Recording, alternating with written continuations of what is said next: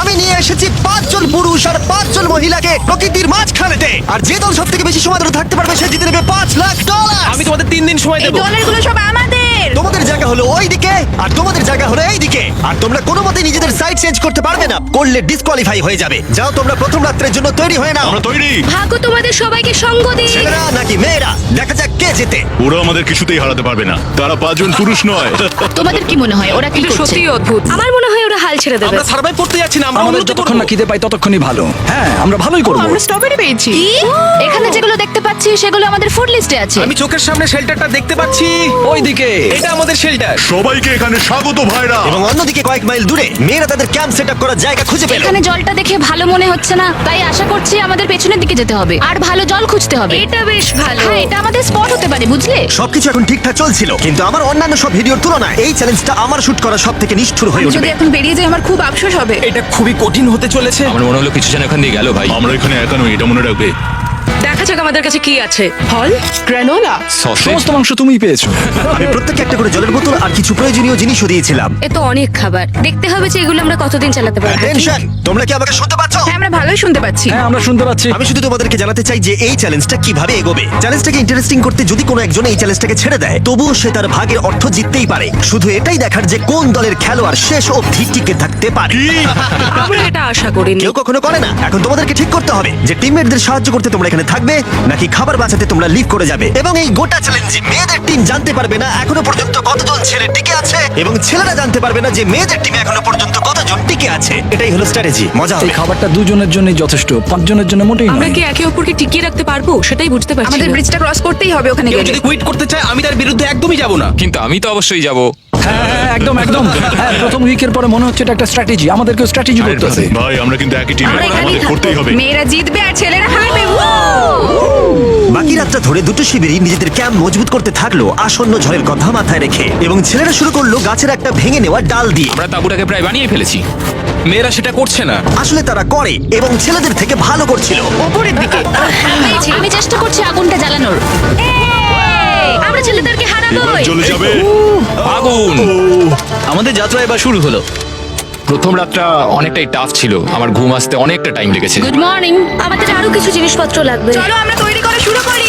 আমার মনে হয় ছেলেদের থেকে মেয়েরা বেশি ভালো কাজ করছে। আমরা জঙ্গলের মধ্যে দিয়ে যাচ্ছি কারণ আমাদের জলের দরকার। পরিষ্কার পানীয় জল পেতে ছেলেদের অনেক মাইল পেরোতে হতো পানির অযোগ্য নোংরা জলাভূমির আশা মধ্য করি দিয়ে। মেয়েরাও যেন এমন কিছুর মধ্যে দিয়ে যায়। আমি মিথ্যে বলবো না, এই জলটার মধ্যে কিছুই দেখা যাচ্ছে না। আমি এই নোংরা জল মোটেই খেতে চাই না। ভালো 1.5 মাইল 2 মাইল হাঁটা, এটা সবে দ্বিতীয় দিন। এবং অনেক ঘন্টা খোঁজার পরে ছেলেরা অবশেষে জলের উৎস খুঁজে পেল। আমরা পেরেছি, শেষমেশ পেলাম। 3 নম্বর দিনে ইতিমধ্যেই মেয়েরা তাদের একজন টিমমেটকে এলিমিনেট করবার চেষ্টা করছিল খাবার বাঁচানোর জন্য। যদি আমরা এই চ্যালেঞ্জটাকে জিততে চাই এই কটা খাবার নিয়ে, তাহলে সেটা কোনোভাবেই সম্ভব নয়। আমি চাই যে কোনো দুজন আমার সঙ্গে শেষ অবধি টিকে থাকুক। আমিও এবং পুরো দলের কাছে এটা খুব পরিষ্কার ছিল যে সেই দুটো মেয়ে কে হবে। পেড্রা আর জুলিয়া হলো আমাদের জেতানোর একমাত্র আশা, তাই আমরা সবাই ওর পাশে আছি এবং যতটা সম্ভব হয় আমরা করব। এবং অন্যদিকে ছেলেদের এটার ব্যাপারে কোনো ধারণাই ছিল না। জানি না কি হতে চলেছে। না, আমাদের মধ্যে সেরকম কোনো প্ল্যানিং আমরা হয়নি। 5 জন মানুষ এই এতটুকু খাবার খাচ্ছি। আমার মনে হয় না আমরা শেষ পর্যন্ত 5 জন বাঁচতে পারবো। 4 নম্বর দিনে আমি আর যশ আলোচনা করছিলাম যে আমাদেরকে খাবার আনতে হবে, আর বাকিরা কোনো কাজই করছিল না। টিজে আর আমি এই ওয়েটগুলো বইছি। আমরা টিমের জন্য একটা শক্ত শক্ত শক্ত শক্ত ভিত তৈরি করছি, আর ওরা শুধুই আগুনের পাশে বসে মজা করছে। ওরা চাই আমরা শুধু কাজ জস, করি। আমাদের খাবার কি তৈরি হয়েছে? হ্যাঁ, কখন? তুমি খাবারগুলোর দিকে খেয়াল রাখোনি? না। সবকিছু কি আমায় করতে হবে নাকি? মানে আমি ওরা মিন করে কিছু বলতে চাইনি। এই মুহূর্তে ছেলেরা চ্যালেঞ্জের 1 সপ্তাহ পার করেনি, এবং এর মধ্যেই তারা একটা প্রকৃত টিম হয়ে ওঠার চেষ্টা করছিল। আমি এটা ডাইরেক্টলি জজকে বলবো। তুমি তো সারাদিন দেখে মনে হচ্ছে কিছুই করছো না, আর আমাদের এটা ওটা সেটা করতে কাল ঘাম ছুটে যাচ্ছে সারাদিন ধরে।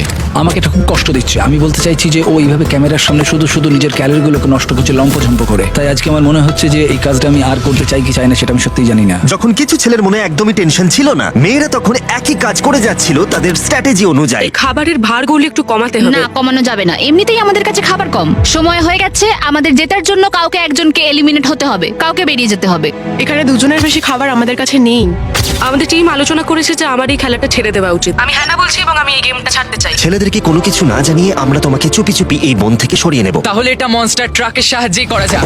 আমরা প্রথম এলিমিনেশনের জন্য ওদের ক্যাম্পের দিকে যাচ্ছি। আমি টিমের স্ট্র্যাটেজির জন্য এই খেলাটা ছেড়ে দিচ্ছি। তার মানে দাঁড়ায় বাকি 4 জনের জন্য বেশি খাবার। চলো এখান থেকে বেরিয়ে যাওয়া যাক। তোমাদেরকে কিন্তু জিততেই হবে, ঠিক আছে? হয়েছে খুব ভালো খেলেছো যদি এখানে তুমি মেয়েরা জিতে যায় তাহলে তুমি এখানে সব থেকে বেশি স্মার্ট হবে। তুমি প্রথম বেরোলে কিন্তু 1 লাখ পেতেই পারো। অনেকেই আমাকে বলেছে যাতে এই খেলাটা আমি ছেড়ে দিই। হ্যানা নিজেকে ভাগ্যবতী মনে করতেই পারে, কারণ পরের 2 দিন ধরে প্রচন্ড ঝড় বৃষ্টিতে দুটো টিমই তাদের ক্যাম্পের ভিতরে থাকতে বাধ্য হয়েছিল এবং খাবার খাওয়া ছাড়া আর কোনো কাজ করতে পারেনি। আমরা বেশি দিন আর এইটুকু খাবার নিয়ে চলতে পারবো না। তাই 10 নম্বর দিনে আমি একটা টুইস্ট দেবো ভাবলাম। এটা 10 নম্বর দিন, আর তোমরা যদি আমার একটা ভিডিও দেখে থাকো তাহলে জানো এরপরে কি হতে চলেছে।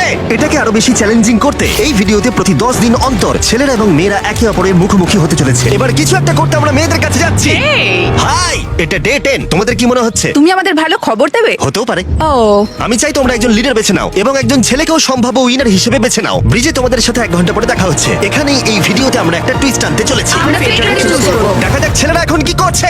মেন্স ক্যাম্পে তোমাদেরকে স্বাগত। তোমাদের তো বেশ অফিসিয়াল মনে হচ্ছে। আমি চাই তোমরা একজন লিডারকে বেছে নাও যে 1 ঘন্টা পরে আমার সাথে ব্রিজের উপরে মিট করবে। সেটা একমাত্র ওই পারবে। আমার নিজেকে খুব কনফিডেন্ট মনে হচ্ছে। আমার একটু একটু ভয় লাগছে। ভিতরে এসো। এদের হাঁটাগুলো কিন্তু বেশ ভালো। কনগ্রাচুলেশন 10টা দিন সার্ভাইভ করার জন্য। কি খবর?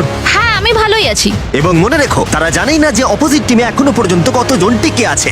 তোমার কি মনে হয় এখন কতজন মেয়ে টিকে আছে? হবে হয়তো 3 জন। কতজন ছেলে টিকে আছে বলে তোমার মনে হয়? আমারও মনে হয় 3 জন। মজার বিষয় হলো দুজনেই সম্পূর্ণরূপে ভুল ছিল এবং কেউই সত্যিটা জানতে পারবে না যতক্ষণ না একটা টিম জিতছে ততক্ষণ পর্যন্ত। চ্যালেঞ্জটা সিম্পল, তোমাদের ওই টার্গেটে ফায়ার করতে হবে এবং তার ঠিক নিচেই একটা পচা খাবারে ভর্তি ব্যাগ ঝোলানো আছে। তোমরা টার্গেটে মারলে ব্যাগটা পড়ে যাবে। যদি মিস করো ওটাকে অন্যদিকে নিয়ে যাও, তাহলে ও কিন্তু সুযোগ পাবে খেলাটাকে জিতে নেবার। আমি তীর খুব ভালো চালাতে পারি। আমি আশা করি এরপর প্যাট্রিককে পাঠানো হবে, আমাকে নয়। ফেডরা এটা অবশ্যই করবে, নিশ্চয়ই হ্যাঁ, করবে। অবশ্যই। দেখা যাক কে প্রথমে ফায়ার করে।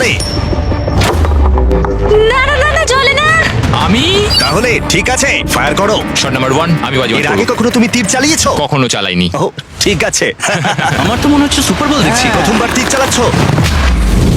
ও প্রথমবার তীর চালাচ্ছে। ভাই এটা কি হলো?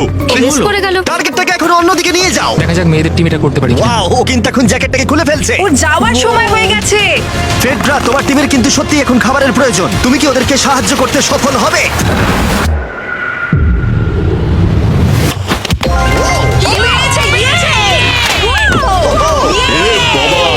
ভাই দেখে মনে হলো হাঙ্গার গেমের পার্ট দেখছি। ঠিক আছে, তুমি এটা নিতেই পারো। সবাইকে চিয়ার্স। এবার তাহলে ছেলেদেরকে দেখাও। তোমায় অনেক কিছু খেতে হবে এবং তাড়াতাড়ি। আমি লক্ষ্য করেছি তোমরা এটা বলছিলে।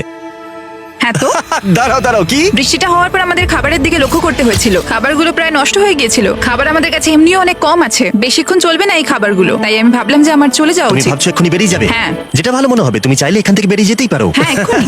তাই ফেস্টিভ্যাল নিয়ে আর হাক করে ও এখান থেকে বেরিয়ে গেল। সবাইকে বাইরে দেখা হবে। মেয়েদের টিমে তাহলে এখন 3 জন মাত্র বাকি রইল, যখন ছেলেদের টিমে 5 জনই ছিল। আমরা আশা করি এই চ্যালেঞ্জটা আমরা ওর জন্য জিতবো আর হ্যানার জন্য।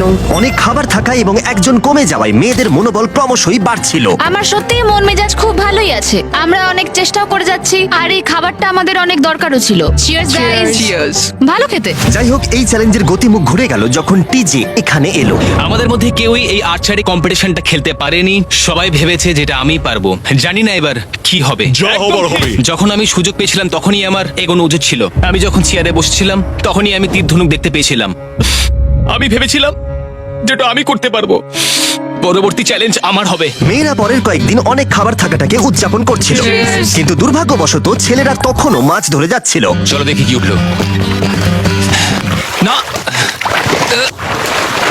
না ও এই মুহূর্তে তাদের খাবার ক্রমশই কমে আসছিল, তাই ছেলেরা আস্তে আস্তে হতাশ হতে শুরু করে দিয়েছিল।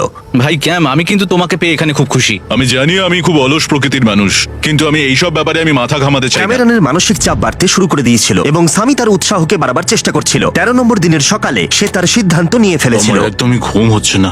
আমার আস্তে আস্তে শরীরটা খারাপ হয়ে যাচ্ছে। আমি তোমার জন্য খুব প্রাউড ফিল করি ভাই। ধন্যবাদ ভাই, তুমি খুব ভালো করে খেলবে। ক্যামকে হারানো একটা সত্যি বড় ধাক্কা ছিল আমাদের। আজকের দিনটা সত্যি খুব খারাপ যাচ্ছে। কিন্তু শুধুমাত্র ছেলেরাই ক্ষতির মুখে পড়েনি।